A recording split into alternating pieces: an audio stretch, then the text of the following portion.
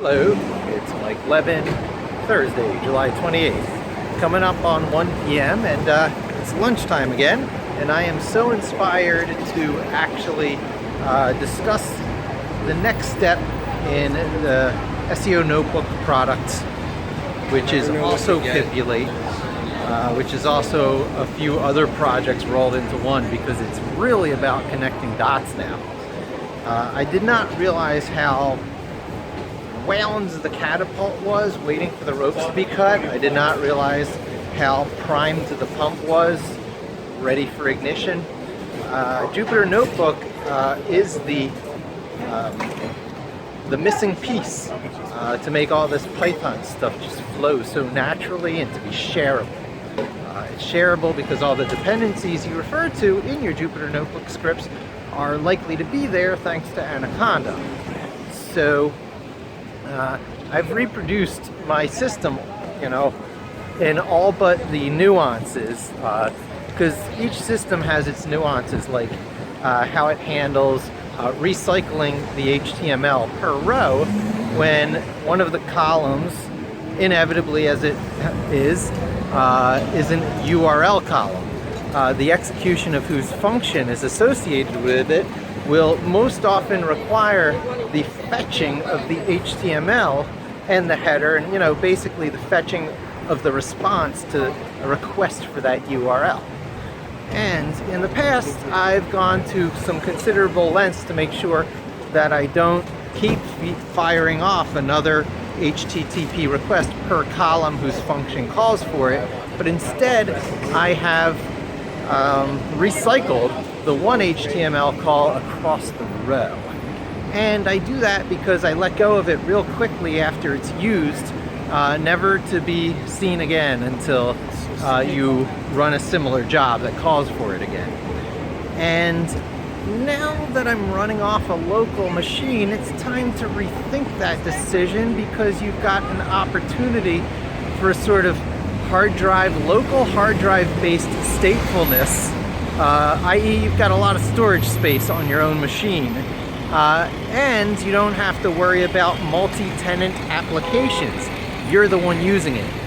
It's unlikely that any of these types of new Pipulate jobs that are run as sitting as a Jupyter Notebook user on a machine where it's running locally, most likely, you have full read-write access to your drive, so you could take almost any approach you want. You can use SQLite that's embedded into Python and do SQL local database stuff, or you could just use Pickled Objects.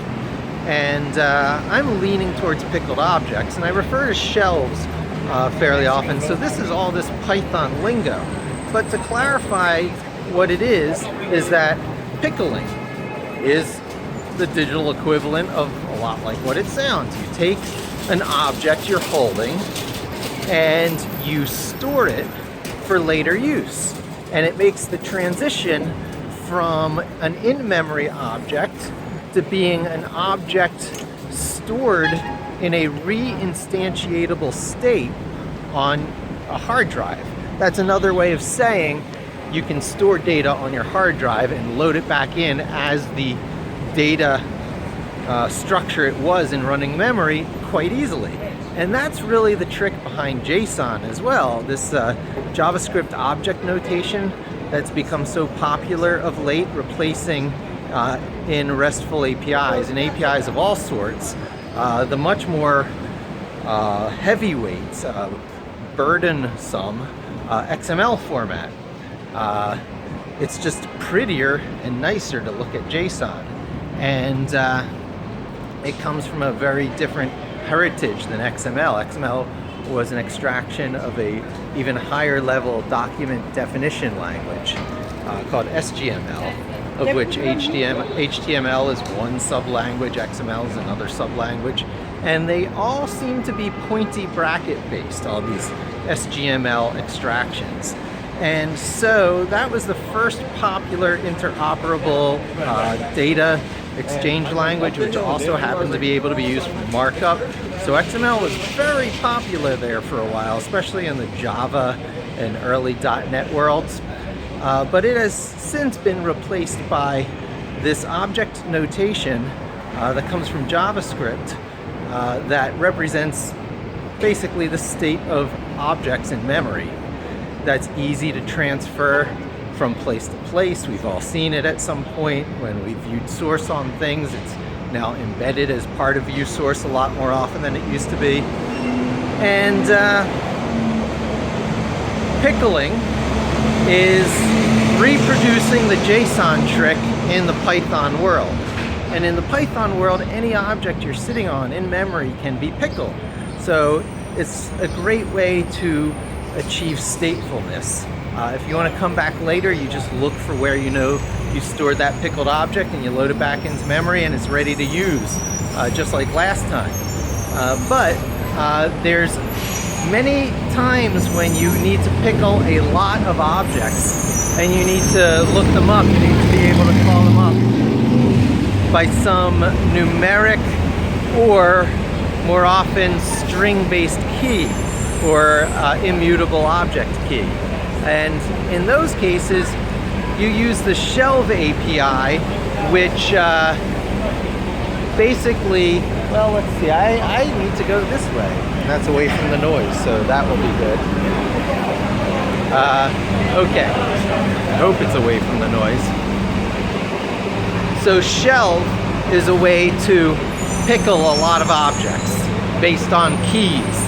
So it's a pretty fabulous way to spin your own homegrown database when your database only needs to be having keys, storing values, key value pair stuff. And any key value pair stuff you can fit into any arbitrary Python object because arbitrary Python objects can be pickled. So basically all you need is that first key to get into an object, which can subsequently have, here I'll walk the long way, extend this out a bit. 8 minutes, not bad. You guys can listen to all this if you really want to follow what's on mind with my next step of my coding project, which, spoiler, it's a cache. It's a HTML cache, so that any URL that you fetch, which by definition, unique, the U of URL, unique resource locator, I believe that's what it's called, but at any rate, perfect key.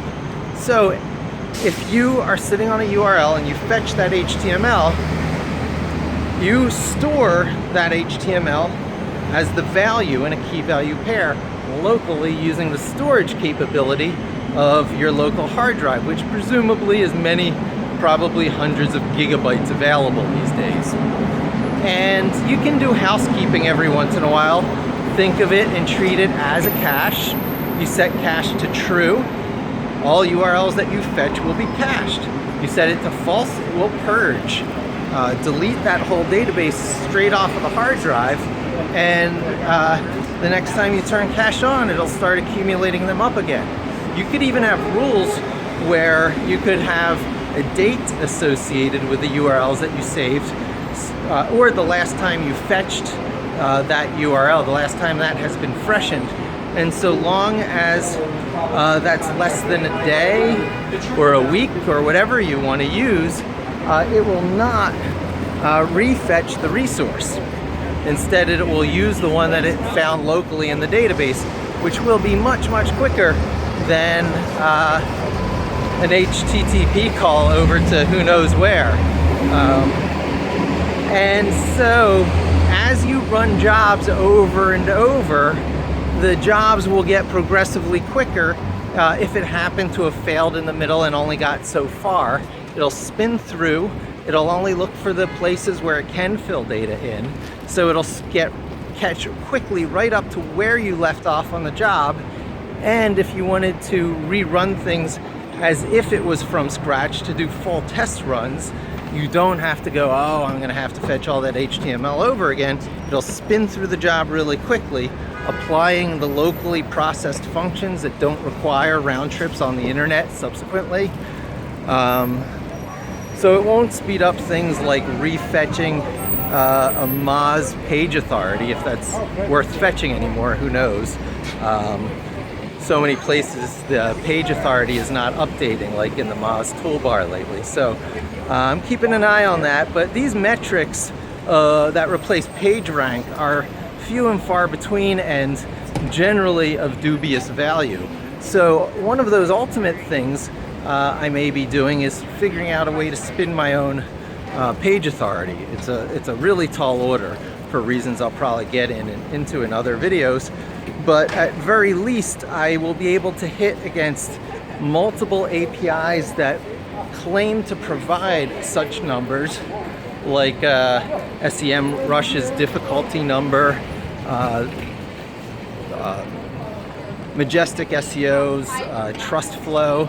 There's a whole bunch of them out there, and I can hit against all these different data sources and get an overview of how authoritative a page is by a number of different, usually API fetched criteria. Sometimes still screen scraped. That will be the exception, I believe, rather than the norm. I'm going to be leaning towards API use. But in some places, hitting the page, like to get the title tag, is unavoidable. And in those cases, when you hit HTML, I will be caching that into a local pickle via a shelf for later, faster retrieval. It's a nice way to archive what a page looked like at a given date too. So maybe there's some reason to like permanently store some of these local databases before you purge it. We will see. That's pretty much it for now. Heading upstairs, I got a presentation to give real soon on my last project, and then I'm going to shift my focus to hopefully creating an HTML local database of all the URLs that you recently fetched as a built-in default on part of SEO Notebook /Bibulate. Thanks for joining me. Hope to see you again soon, and don't forget to subscribe.